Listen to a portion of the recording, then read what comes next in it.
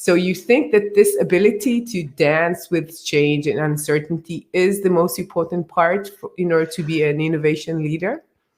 Yes, and there's some and. So what we say is you've sort of like what I had to do when I got to Israel, I had to unlearn and adopt a beginner's mind so that you can come from not knowing. I think also is to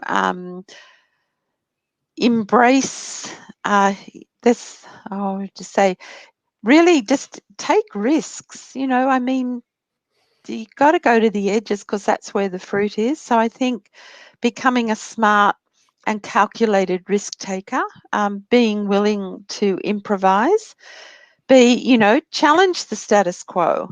I think just because the way we've always done it doesn't mean that's the way we have to do it. And my favourite term is, rather than say to be argumentative, is orchestrate constructive conflict. So like here in Australia, we're so scared of being disapproved of or not being seen as a friend to someone. So, we a leader has to be provocative and evocative, in unlocking people's potential. And I think with so much technological change and exponential change generally, people have to know how to get the best out of their people to unlock their potential. And we say to unleash their collective genius. So it's technology and people.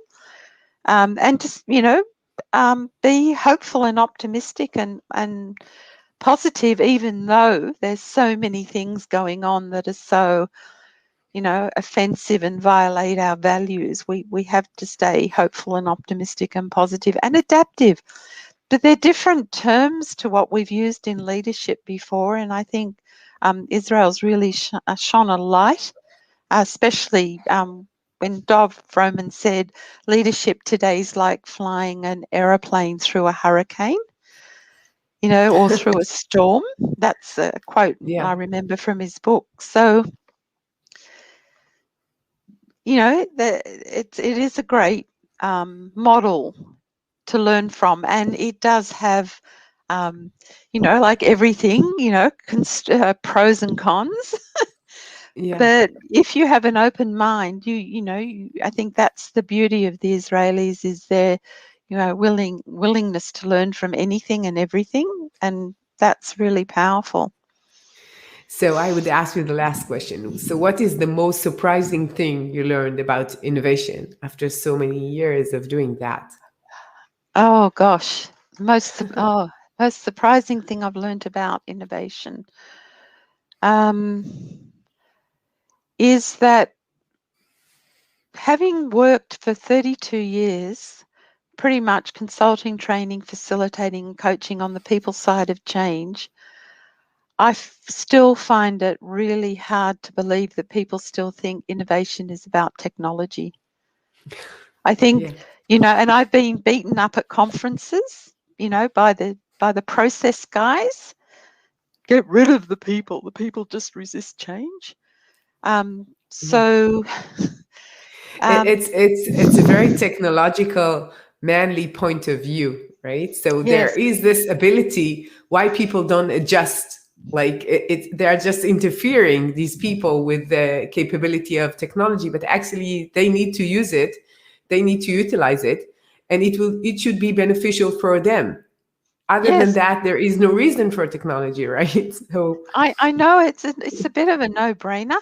I think the other thing, especially with the innovation team coaching programs we're doing at the moment, is that innovation doesn't stand alone. An organisation needs to come up with its own definition of innovation. It needs to also be part of the strategy, and there needs to be a vision for innovation. But what we've learned is that we're now integrating innovation with change management, with team development, and with coaching. So it's definitely a must-have approach for 21st century success, whether you're an individual, a team, or an organisation. I hate to say it, but it's innovate or die. Innovation is but it's what serves society. Innovation, if you think of once department stores were in innovation, once upon it, if you read Stephen Johnson's work, who I love, all these novel ideas were once just an idea in someone's imagination.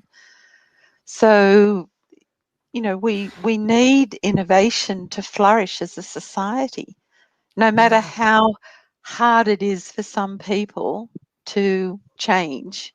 So you will, Adi, you will get out of the frozen zone in I time. hope. I really hope. Like when you're talking about change, I always think about it as a entity, organism that in order to survive, it needs to reshape itself and Yes, regrow adapt. and Yep. adapt. And what you said about unlearn, some of the cells need to die in order to have the resources and energy and ability for the young one's ideas and whatever, like, to grow. And it's the same within a culture, it's the same within a state, it's the same within Yes. humanity.